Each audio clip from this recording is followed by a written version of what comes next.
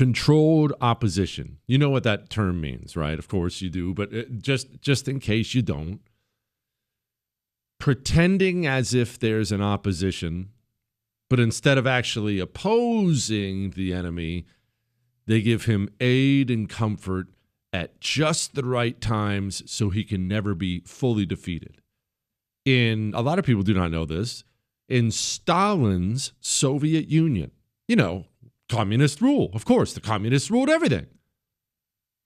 Did you know there was an opposition party?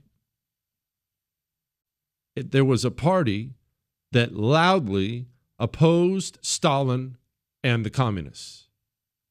Did you know it was created and backed by Stalin and the communists themselves? Stalin understood that people, even in a totalitarian system like that, remember, he was always worried about being overthrown, always worried about the people rising up. People need the appearance of a choice. Otherwise, they feel like they don't have any outlet for their anger.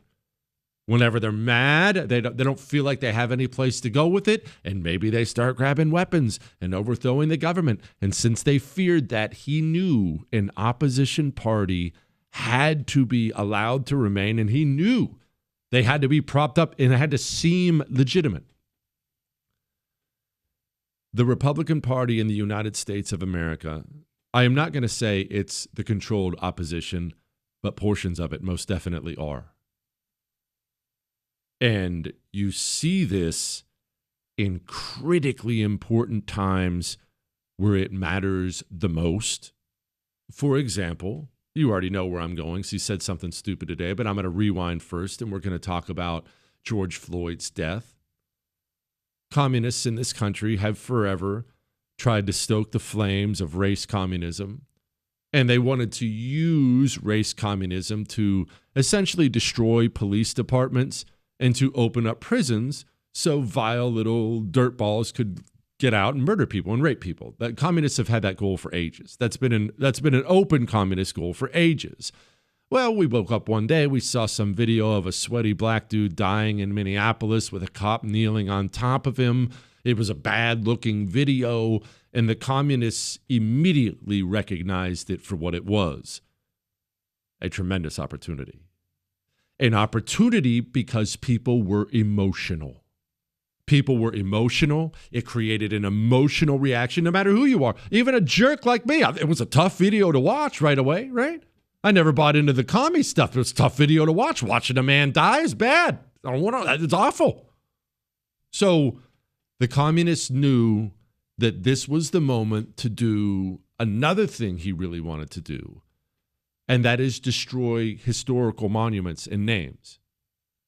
As we've talked about before, as I wrote in the Anti-Communist Manifesto, available at jessekellebook.com. Don't roll your eyes, Chris. This is what they all do. Stalin renamed the roads. Lenin renamed the parks, the city streets. Mao did the same thing, renaming things, tearing apart old historical things. Communists tear down history. Pol Pot did the same thing and then declared year zero. There's nothing else before this. That's why communists do it, to try to unmoor you from your past so they can write your future. And our communists are no different. They recognized it as an opportunity to start tearing down statues and renaming military bases. Now, maybe you don't think that was a big deal. I'm here to tell you it's everything, and they know it's everything. Destroying history is a critical part of the communist revolution. And when they were getting everybody whipped up into a frenzy and using the death of George Floyd to tear down the history of this country, gut police departments and everything else, the Ginger Eunuch United States Senator from the blood red state of Oklahoma ran to the news and said this. We've seen leading voices like General David Petraeus saying it's time to stop having military bases named after Confederate generals like Braxton Bragg. Is it time? I do, actually. I think the right way to be able to do this is to be able to have a study, to be able to look at where the name come from, what do we need to have to be able to take a serious look at it, and then to be able to transition. There are lots of great leaders, military leaders that are around the country that are modern leaders that we can continue to be able to honor. When the communist was accelerating his movement years ahead, the ginger eunuch from Oklahoma, Senator Naked Kendall Langford, ran in with a whole can of gas and dumped it on the flames. Now, here we are, 48 hours removed from another communist committing another act of violence. Remember, it was a year ago they did it to Donald Trump. He just happened to turn his head. It should have been Trump and Charlie Kirk. Another angry communist, radicalized by Democrat language, by media language, radicalized by the Communist Network Online, funded by billionaire communist donors, kills another one of our leaders, and in a moment where national outrage and focus should be on the sick commie scum doing this across the country, the ginger eunuch from the red state of Oklahoma goes to the news and says this. And to say we should live out our faith, the principles of our faith, all of the time on it, even how we respond in anger in moments like this. But to also to be able to ask each other, why can't we at least talk about things where we disagree? What? You think they want to talk to you? They want to kill you. It's not just one. Here's something from political polls. It was YouGov who did the poll. 77% of Republicans believe it's always unacceptable to feel joy at the death of someone they oppose. You know what the number is for Democrats? 38%. You know how many emails I've gotten from, maybe the most jaw-dropping one is medical personnel. People telling me they work in a hospital and they're celebrating. Some guy said someone made brownies and brought them in to celebrate in the hospital break room. Teacher after teacher after teacher running online celebrating it. Lawyer after lawyer. Democrat after Democrat after Democrat.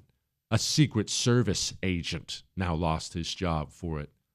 Democrats across the United States of America watched a 31-year-old man get his throat blown out in front of his young daughter, and they couldn't possibly be happier. And you think we're going to sing Kumbaya? You disgust me.